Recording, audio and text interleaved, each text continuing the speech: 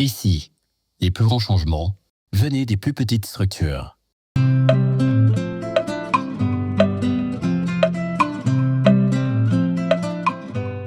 À Kolda et Sédio, des associations locales mènent un combat discret mais déterminé. Protéger les filles, transformer les mentalités et bâtir des communautés sans MGF. Le programme TGG-ALM, porté par Options et ses partenaires, a mis en place un mécanisme innovant de petites subventions, simple, flexible et adapté aux réalités du terrain. Il est d'abord important justement de comprendre que ce programme ALM est d'abord un mouvement. D'ailleurs, le nom illustre à suffisance mouvement africain. Donc, c'est dans ce sens que ce que nous sommes en train de faire aujourd'hui au Sénégal est orienté dans le cadre de la promotion de mouvements nationaux, de mouvements régionaux, de mouvements zonaux qui permettent à l'ensemble des acteurs de se réunir ensemble pour promouvoir l'abandon des mutilations génitales.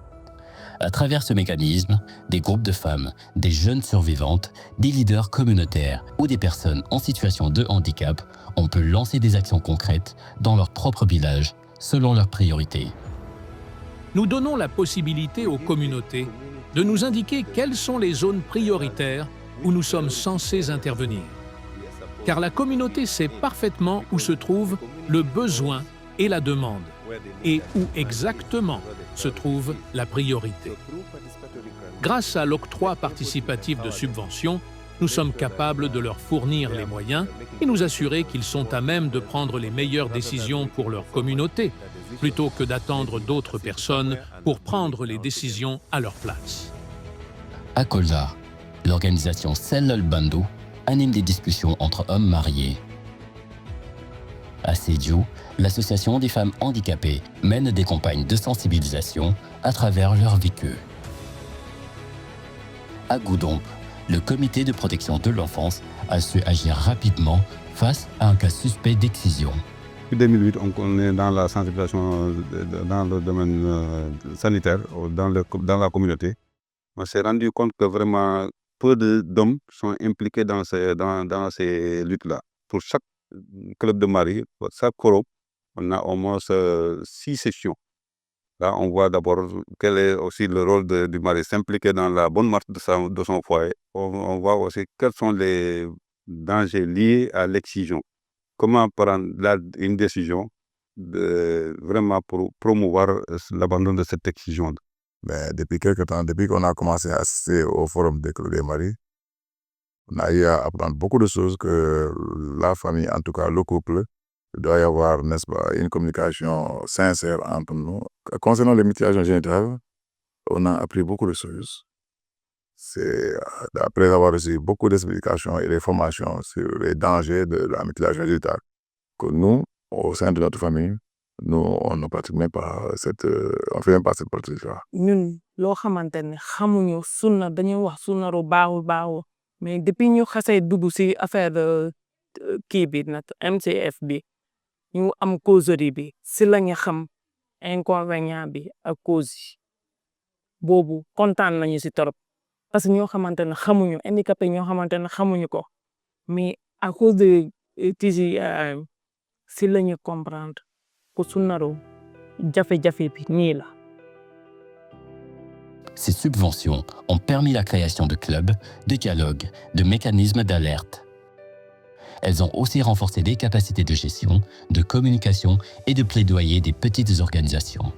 On a reçu une dizaine, je dirais une quinzaine de renforcement de capacité. Mais ce qui m'a le plus marqué, c'est le safeguarding. Là où on parle d'une approche non seulement centrée sur les victimes, les cibles directes, c'est-à-dire les filles et les femmes, mais également le consentement éclairé. Là où les gens interviennent, où le partenaire intervient sur le consentement éclairé. Ça veut tout dire. C'est-à-dire qu'il faut garder la dignité de l'autre. Vous êtes obligé de respecter la dignité de l'autre. Même si vous avez besoin des informations, si vous avez besoin de vendre ou d'aider la personne, mais son consentement est fondamental. Après un diagnostic, on a été choisi comme lutte au niveau de la région de Kolda pour accompagner les moyennes et petites organisations Donc, on a notre politique de sauvegarde et on a nos procédures financières et techniques. Par exemple, tout récemment, on a fait un renforcement de capacité sur le reporting technique et financier et sur le safeguarding, donc pour juste les aider à avoir leur propre politique et avoir des procédures qui leur permettent de devenir, s'ils étaient moins, de devenir grands, s'ils étaient petits, de devenir moins pour plus avancer dans l'activité. Parce que c'est le but du projet. Ce n'est pas toujours rester là où tu es, donc c'est de pouvoir avancer dans ta propre structure et être plus grand, en fait. Voilà. Le soutien d'Options a été bien plus qu'un financement. Un accompagnement sur mesure au rythme des bénéficiaires.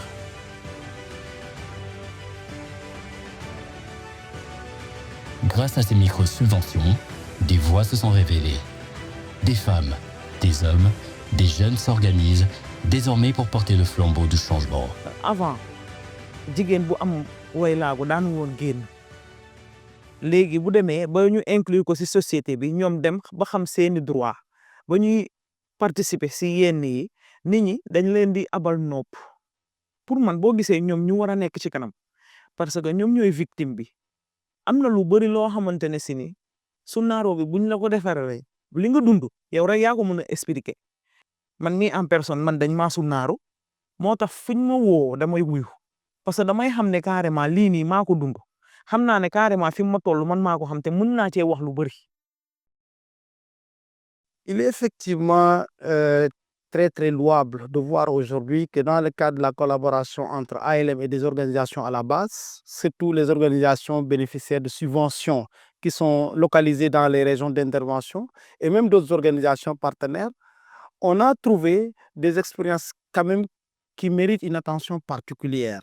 Des organisations qui, au moment de leur enrôlement, peut-être étaient à un niveau de capacité assez limité, même s'ils en avaient, ont pu bénéficier d'un renforcement de capacité extraordinaire qui les a tellement accompagnés, qui les a tellement boostés qu'aujourd'hui, au-delà de faire des réunions de sensibilisation, des dialogues communautaires ou des causeries, se sont positionnés sur des thèmes beaucoup plus délicats, beaucoup plus spécifiques, allant jusqu'à promouvoir la santé mentale des survivantes, allant jusqu'à le bien-être émotionnel des survivantes.